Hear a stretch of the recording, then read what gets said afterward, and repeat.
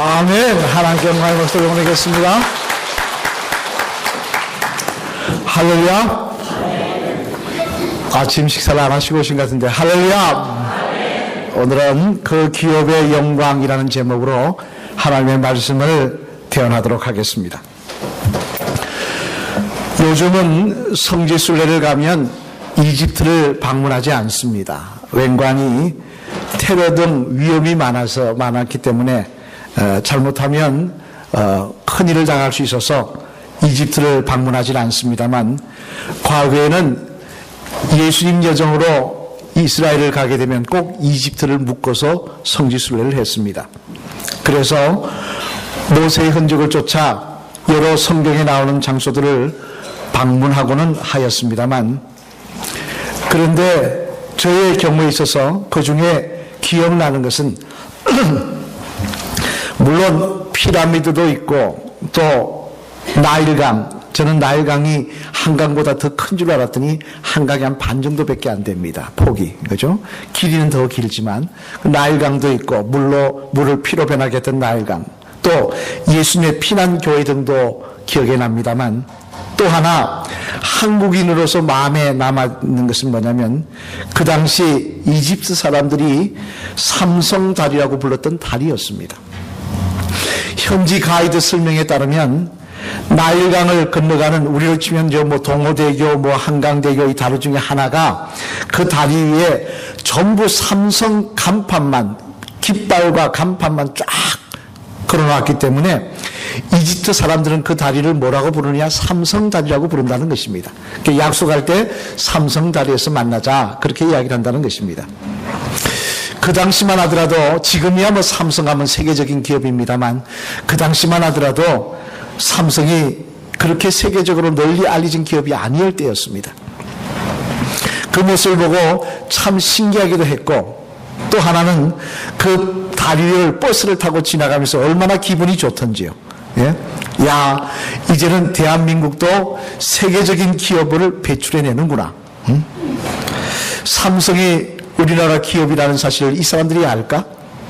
내가 대한민국 국민이니 자랑스럽다라는 생각을 하며 그 다리를 건너갔던 경험이 있습니다만, 그런데 오늘 본문의 말씀에 보면 하나님에게도 하나님께서 자랑스럽게 생각하시는 기업이 있다라고 말씀을 하십니다. 우리 한번 오늘 본문 11절로 12절 말씀 우리 한번 같이 읽어보실까요?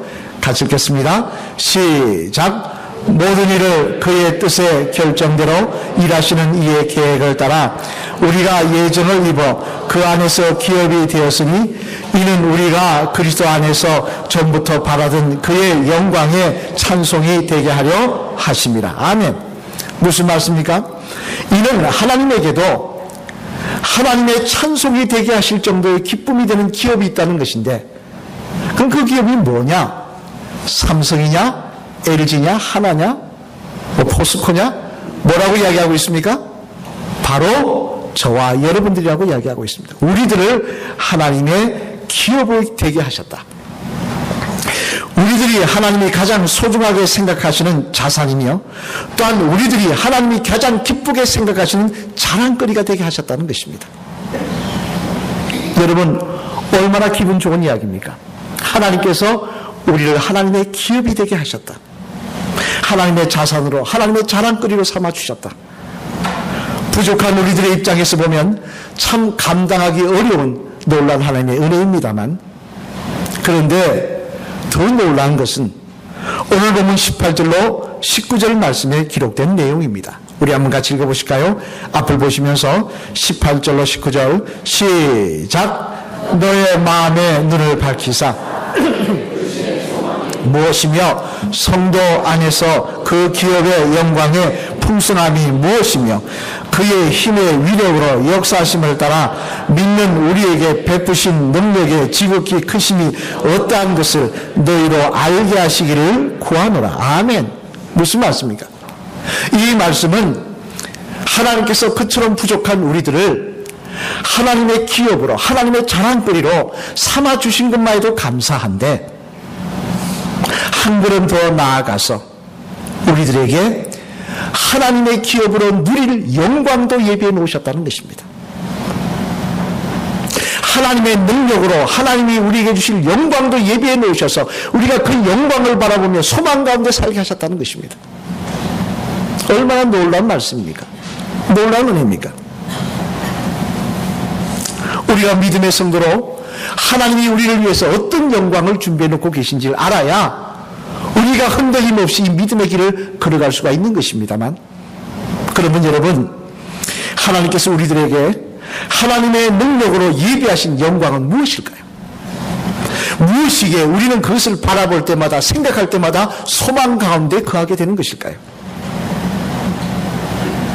바라기는 오늘 이 말씀을 통해 우리들에게는 하나님이 주실 기업으로서의 누릴 영광이 예비되어 있음을 기억하시고 오늘도 소망 가운데 거하시며 나아가야 할 바를 분명히 알고 인생이 걸어가야 될 바를 분명히 알고 흔들림 없이 주님의 사람으로 달려갈 수 있는 저와 여러분 되시기를 주님의 이름으로 축원합니다.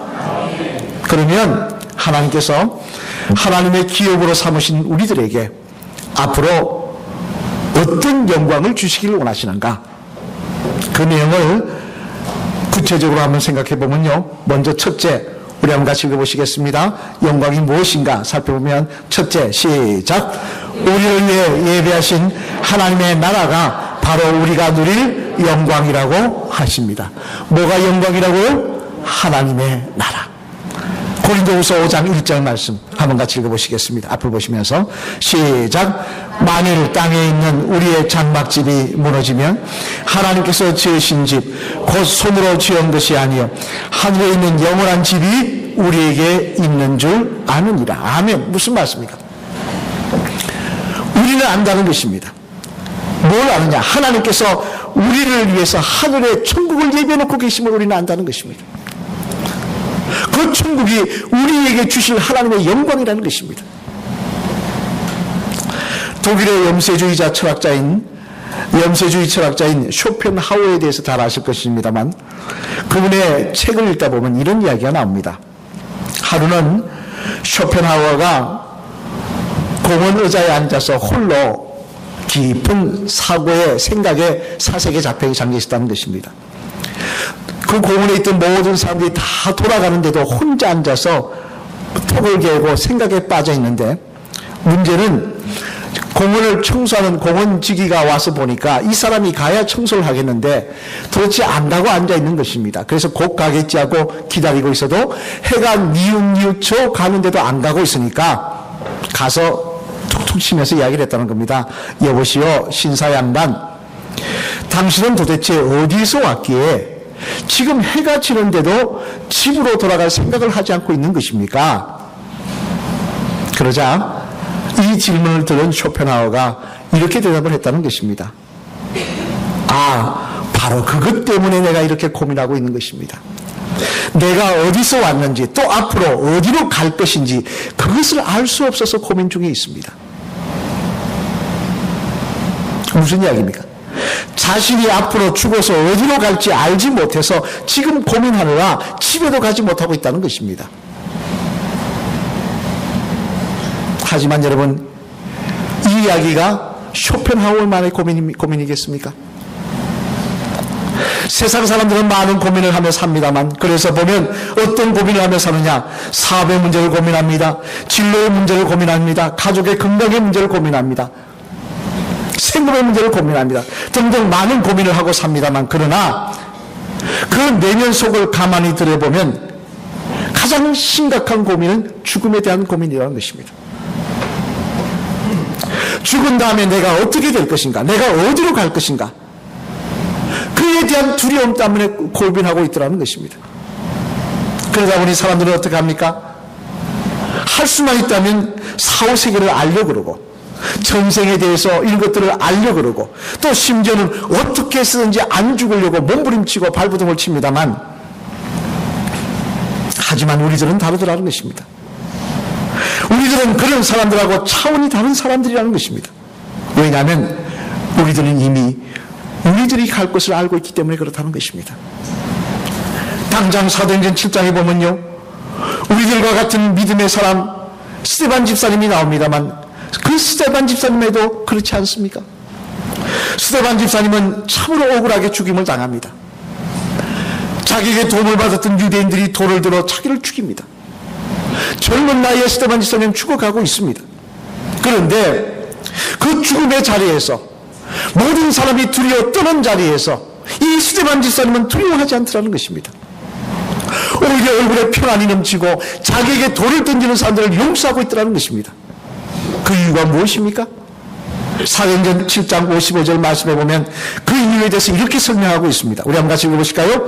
사도행전 7장 55절 말씀 시작. 스데반이 성령 충만하여 하늘을 우러러 주목하여 하나님의 영광과 및 예수께서 하나님 우편에 서신 것을 보고. 아멘. 무슨 말씀입니까?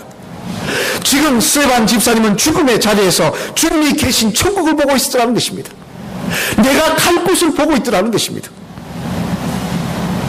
내가 갈 곳을 보고 있으니 무엇이 두렵겠습니까? 무엇이 염려가 그를 두렵게 하며 억울하고 힘들게 만들겠냐는 말씀입니다. 요한복음 14장 2절로 3절 말씀해 보면요, 주님은 또한 우리들에게도 말씀하십니다. 우리 한번 같이 읽어보실까요? 가시겠습니다. 시작. 내 아버지 집에 거할 곳이 많도다. 그렇지 않으면 너에게 일렀으리라. 내가 너희를 위하여 거처를 예비하러 가노니 가서 너희를 위하여 거처를 예비하면 내가 다시 와서 너희를 내게로 영접하여 나 있는 곳에 너희도 있게 하리라. 아멘. 무슨 말씀입니까? 주님께서 우리에게 약속하십니다. 너희를 위해서 거처를 예비하여 놓으시겠다는 것입니다. 우리가 이 땅의 사명이 다 끝나는 그날 그곳으로 인도하여 주시겠다는 것입니다. 또 요한복음 17장 24절 말씀에서 주님은 다시 한번 강조하십니다. 우리가 다시 한번 읽어볼까요? 17장 24절 말씀 시작. 아버지여 내게 주신 자도 나 있는 곳에 나와 함께 있어 아버지께서 창세전부터 나를 사랑하심으로 내게 주신 나의 영광을 그들로 보게 하시기를 원하옵나이다. 아멘. 주님 뭐라고 기도하고 있는 것입니까? 아버지여, 우리 믿음의 성도들, 저와 여러분들도 저 천국으로 인도하여 주셔서 주님의 영광을 보게 해달라는 것입니다. 하나님의 영광을 보게 해달라는 것입니다. 여러분, 그 시간이 기대되지 않으십니까? 저는 그 시간이 기대가 됩니다. 그 영광의 주님을 볼 날이 기대가 됩니다. 이처럼 하나님은 하나님의 선택받은 자녀인 저와 여러분들에게 하나님의 나라를 예비해 놓으셨습니다. 이것을 우리에게 주실 영광이라고 말씀하시며 내가 반드시 너에게 주시겠다고 말씀하여 주셨습니다. 따라서 우리들은 갈 곳을 알지 못하는 쇼펜하우처럼 세상 사람들처럼 세월이 지나감을 두려워하며 걱정하며 살아서는 안 될 것입니다. 갈 바를 알지 못하는 그 사람처럼 이랬다 저랬다 하며 인생길을 걸어가서도 안 될 것입니다. 오늘도 우리를 위해서 하나님은 저 아름다운 하나님의 나라를 예비하고 계십니다. 우리가 누리는 영광이라고 말씀하고 계십니다. 바라기는 그 사실을 다시 한번 믿음의 눈으로 바라보시며 소망 가운데 매일매일 믿음의 길을 승리하며 걸어가시는 저와 여러분 되시기를 주님의 이름으로 간절히 축원을 드립니다. 둘째로 하나님이 주실 또 영광은 뭐냐? 같이 읽겠습니다. 시작. 하나님의 기업인 우리들이 누릴 영광은 또한 우리들이 영화롭게 되는 것이라고 말씀을 하십니다. 뭐가 되는 것이라고요? 영화롭게 되는 것. 로마서 8장 30절 말씀도 우리 한번 같이 읽겠습니다. 시작. 또 미리 정하신 그들을 또한 부르시고 부르신 그들을 또한 어렵다 하시고 어렵다 하신 그들을 또한 영화롭게 하셨느니라. 아멘. 무슨 말씀입니까? 이런 쉽게 말해서 우리를 의롭다 하신 하나님께서 우리를 또한 영화롭게 하실 것이다. 즉 영화로운 몸을 잊게 하실 것이라는 말씀입니다. 부활의 몸을 잊게 하실 것이라는 것입니다. 우리의 몸 하면 생각나는 이야기가 있는데요. 여러분 아마 평등 시리즈 제가 한번 이야기했던 기억이 납니다만 기억하실 것입니다. 살펴보면 이런 내용입니다. 사람이 40대가 되면 잘난 인물이든 못난 인물이든 외모가 평준화가 된다는 것입니다. 한번 옆에 분 보십시오. 40이 넘었으면 뭐 다 그렇지 않습니까? 그죠? 네. 아무리 관리를 해도 거기서 거기라는 것입니다. 그러니 40 넘어 너무 외모에 집중하며 살지 마시길 바랍니다.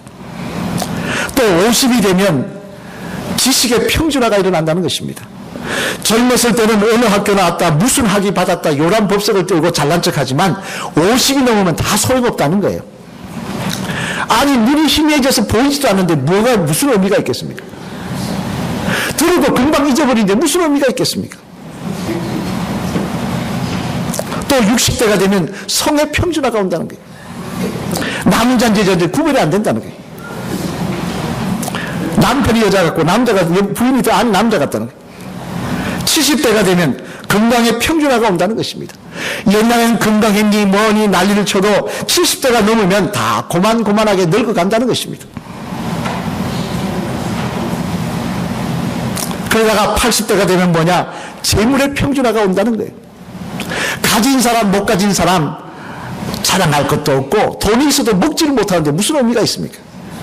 돈이 있어도 가지를 못하는데 무슨 의미가 있겠습니까? 결국 죽음을 대기하는 인생이 된다는 것입니다. 이 평준화의 주제가 뭡니까? 사람은 시간이 지날수록 육신이 초라해진다는 것입니다. 우리 인생은 시간이 지날수록 초라해질 수밖에 없다는 것입니다.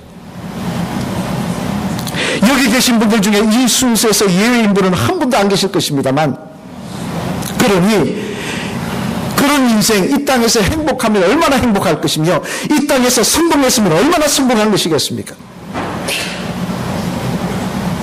하지만 그런 우리들에게 사도 바울은 고린도전서 15장 53절 말씀에서 분명히 이렇게 말씀하십니다. 우리 고린도전서 15장 53절 말씀 같이 읽겠습니다. 시작. 이 썩을 것이 반드시 썩지 아니할 것을 입겠고 이 죽을 것이 죽지 아니함을 입으리로다. 아멘. 무슨 말씀입니까? 우리의 몸이 언젠가는 영원히 썩지 않을 영광의 몸을 입게 될 것이라는 것입니다. 또 누가복음 20장 36절 말씀에서 주님은 우리들에게 이렇게 약속하십니다. 같이 한번 읽겠습니다. 누가복음 20장 36절 시작. 그들은 다시 죽을 수도 없나니 이는 천사와 동등이요 부활의 자녀로서 하나님의 자녀입니다. 아멘. 우리가 누구냐? 하나님의 자녀이기 때문에 다시 죽음이 우리를 괴롭히지도 못하고 늙고 추할 수도 없고 천사와 동등이요 부활한 주님처럼 영광의 몸을 입게 될 것이라는 것입니다. 그러니 여러분, 그거를 바라볼 때마다 늙어가는 모습, 연세 드신 분들 특징이 뭐냐? 사진 찍기 싫어합니다. 내 추한 모습 사진에 찍혀서 남는 게 싫습니다. 옛날 생각하면 내 모습이 찍힌 내 모습이 너무 추합니다. 그래서 거울도 안 보려고 그러세요. 그러지 마시길 바랍니다. 우리는 언젠가 이 초라한 육신을 벗게 될 것이지만 그때는 하나님께서 천사도 흠말 정도의 영광스러운 몸을 우리를 위해서 예비하고 놓고 계신 줄로 믿습니다. 따라서 늙고 추함을 안타까워하기보다는 오늘도 주님 뜻대로 살지 못함을, 그 나라 갔을 때 주님 앞에 얼마나 어떻게 칭찬받은 일을 할 수 있을까를 사모하며 살아가시는 귀한 주의 성도들 되시기를 주님의 이름으로 또한 부탁을 드립니다. 마지막 셋째로 하나님의 기업인 우리에게 누릴 영광은 또 뭐냐? 같이 읽겠습니다. 시작. 하나님의 기업인 우리들이 누릴 영광은 또한 복락이라고 말씀을 하십니다. 뭐라고요? 복락. 요한계시록 14장 13절 말씀 우리 한 같이 읽겠습니다. 시작. 또 내가 들으니 하늘에서 음성이 나서 이르되 기록하라. 지금 이후로 주 안에서 죽는 자들은 복이 있도다 하시며 성령이 이르시되 그러하다 그들이 수고를 거치고 쉬리니 이는 그들의 행한 일에 따름이라 하시더라. 아멘. 믿음의 성도는 저 하나님의 나라에 가서 복을 얻을 텐데, 복락을 누릴 텐데, 그 복락이 뭐냐? 쉼이라는 것입니다. 하나님이 얘기하신 안식이라는 것입니다. 이 안식에 대해서 요한계시록 21장 3절 4절 말씀에 보면 더 분명히 이렇게 말씀하십니다. 우리 한 가지 읽어보실까요? 앞을 보시면서 시작. 내가 들으니 보좌에서 큰 음성이 나서 이르되 보라 하나님의 장막이 사람들과 함께 있으며 하나님이 그들과 함께 계시니 그들은 하나님의 백성이 되고 하나님이 친히 그들과 함께 계셔서 모든 눈물을 그 눈에서 닦아주시니 다시는 사망이 없고 애통하는 것이나 곡하는 것이나 아픈 것이 다시 있지 아니하리니 처음 것들이 다 지나갔음이러라. 아멘. 무슨 말씀입니까? 우리가 그 안식을 취할 때 안식을 취하는 모습은 어떤 모습이냐? 우리의 눈에 흐르던 눈물, 내 인생에서 흘렀던 눈물들을 하나님께서 따뜻한 손으로 닦아주시고 더 이상 그 눈에서 눈물 흐르게 하실 일이 없게 하시겠다는 것입니다. 더 이상 죽음도 사별도 병도 우리를 아프게 하거나 괴롭게 하거나 슬프게 할 일이 없게 하시겠다는 것입니다. 많은 장로교회 목사님한테 들은 이야기입니다만 과거에 들은 이야기입니다. 자기 동기생 중에 총회신학대학교를 나오셨는데 그만 40대 후반에 48인가 됐을 때 세상을 떠난 친구 목사님이 있다고 합니다. 그런데 안타까운 것은 그 사모님이 목사님을 못 잊고 그리워서 점점 말라가시는 거예요. 뼈밖에 안 남은 거예요. 그래서 안타까워서 사모님 좀 드시라고, 아이들 생각하셔야지, 이러다가는 같이 따라가시겠다고 좀 드시라고 그렇게 해도 안 드시고 그러는데 어느 날 그날 이후부터 드시기 시작하고 얼굴이 좋아지더라는 거예요. 그래서 이유가 뭐냐고 물어봤더니 지난번 며칠 전에 꿈에 목사님을 만났다는 것입니다. 그 목사님이 자기에게 뭐라고 이야기하느냐, 자기를 꼭 안아주면서 여보 슬퍼하지 마, 나는 너무 좋아, 정말 너무나 좋아, 내가 너무나 예쁜 것들을 보고 있어 라고 하더라는 것입니다. 그것을 말씀을 듣고 나서 이 사모님은 다시 힘을 내서 기운을 차리고 먹게 되셨다는 이야기를 제가 들었습니다만, 저는 이 똑같은 이야기를 저희 어머님한테 들었습니다. 아버님은 소천하셨고 어머님은 살아계십니다만, 아버님이 돌아가신 지, 소천하신 지 1년이 지나도록 어머니 꿈속에 한 번도 안 나타나시는 겁니다. 그 어머니가 맨날 집에가 제가 장례 치료가 얼마 전에 가보니까 하시는 말씀이, 네 아버지는 내가 보기 싫은지 꿈에도 안 나타나신다고 하시면서 불평을 하시더라고요. 그런데 1년이 지난 다음에 금요 기도회 때 밤을 새워, 저희 어머니는 금요일마다 밤을 새워 기도하십니다. 몇 분과 함께 철야하시며 기도를 하시는데 그 기도 중에 아버님을 만난 것입니다. 이렇게 잠깐 기도하다 잠이 드셨는데 바위 위에 아버님이 파란 양복을 입고 앉아 계시더라는 거예요. 곤색 양복을 입고. 그래서 어머니를 안 보고 딴 데를 보고 계시길래 왜 나를 안 보고 딴 데 보시냐고 뭘 하시니까 아버님 말씀이, 그러면서 나 생각 안 났냐고, 왜 이제 나 나타났냐고 뭘 하시니까 아버님 말씀이 뭐라 그러시냐, 천국에는 볼 게 너무나 많아서, 너무나 아름다워서 세상 생각할 여가가 없다 그러시더라고요. 그래서 깨고 나셨는데 놀라운 것은 같이 기도하시던 옆에 권사님, 그분도 아버님을 만났다는 게 조금 전에 같이 두 분이 같이 보신 거예요. 그래서 어머니 말씀하십니다. 천국이 아름답다는 사실을 내가 다시 한번 알았다. 하나님은 그 아름다운 곳에서 우리를 안식을 얻게 하시겠다는 것입니다. 더 이상 눈물도 고통도 없이 우리를 복락으로 충만케 하셔서 주님의 그 영광 가운데 잔치에 참여하게 하시겠다는 것입니다. 그래서 로버트 아놀트라는 사람은 복음성가에서 그것을 보고 난 그가, 이 광경을 그가 기도 가운데 보고 난 그가 이렇게 고백합니다. 저 하늘에는 눈물이 없네, 거기는 슬픔도 없네. 저 하늘에는 눈물이 없네, 거기는 승리만 있네. 여러분 찬양하시죠? 저 하늘에는 눈물이 없네, 거기는 슬픔도 없네. 저 하늘에는 눈물이 없네, 거기는 승리만 있네.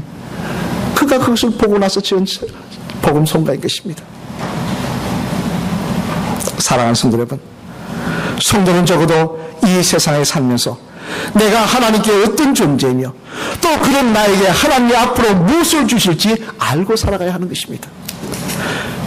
그것을 모르니까 매일 이 땅을 살면서 세상도 누리지 못한다고 불평하고, 남들 가지고 나도 없다고 불평하고 원망하고, 왜 나는 병이 걸리는지 모르겠다고, 나는 다른 사람은 건강한데 나는 왜 아픈지 모르겠다고 불평하며 원망하며 사는 것입니다. 그것을 알지 못하고 분명한 그에 대한 확신이 없으니까 세상 사람들처럼 살아가지 못해서 안타까워하며 살아가는 것입니다. 밖에 나가서 목적 없는 인생처럼 하나님의 사람도 아니고 세상 사람도 아닌 것처럼 살아가면서 하나님 앞에 어떤 모습으로 책망받을지 모르고 살아가는 것입니다. 우리는 분명히 알아야 됩니다. 하나님이 저와 여러분들을 하나님의 기업으로 여길 정도로 살아가며 소중하게 생각하는 존재들이며, 또한 그런 저와 여러분들을 통하여 위하여 하나님은 영광스러운 미래를 예비하고 계심을 알아야 합니다. 이 땅에 잠깐 있다 사라질 것이 아니라 영원한 천국을, 우리가 영원롭게 될 부활의 아침을, 그리고 우리가 영원히 누리게 될 안식을 예비해 놓고 있음을 우리가 깨닫고 알 때, 오늘도 우리는 갈 바를 알지 못하는 인생처럼 왔다 갔다 하는 인생이 아니라 하나님의 영광을 위해서, 저 천국의 누리를 키워보기 위해서, 하나님 앞에 섰을 때 칭찬받을 일을 위해서 오늘도 믿음의 길을 달려가는 복된 주의 성도들이 될 줄로 믿습니다. 우리가 마지막에 따라하실까요? 집사님에게는 하나님께서 예배하신 영광이 기다리고 있습니다. 그 영광을 소망하며 어떤 문제와 어떤 시험 앞에서도 낙심하거나 불평하지 마시고 승리하시기 바랍니다. 할렐루야. 아멘. 저는 확실히 믿습니다. 저는 분명히 믿습니다. 우리가 이 땅에 사명을 마치고 가는 그날 주님께서 나를 위해 예배하신 저 영광을 나는 꼭 누리게 될 줄로 믿습니다. 저와 여러분도 누리게 될 줄로 믿습니다. 오늘 보면 18절로 19절 말씀, 바울은 그 사실을 말하며 이것을 너희가 알고 너희가 이것을 소망하며 살기를 강구한다. 이게 기독교인이라고 말씀하고 있는 것입니다. 우리 한번 18절 19절 다시 한번 읽어보실까요? 시작. 너희 마음의 눈을 밝히사 그의 부르심의 소망이 무엇이며 성도 안에서 그 기업의 영광의 풍성함이 무엇이며 그의 힘의 위력으로 역사심을 따라 믿는 우리에게 베푸신 능력의 지극히 크심이 어떠한 것을 너희로 알게 하시기를 구하노라. 아멘. 갈 바를 알지 못하는 인생이 아닙니다. 썩어지는 인생이 아닙니다. 두려워하는 인생이 아닙니다.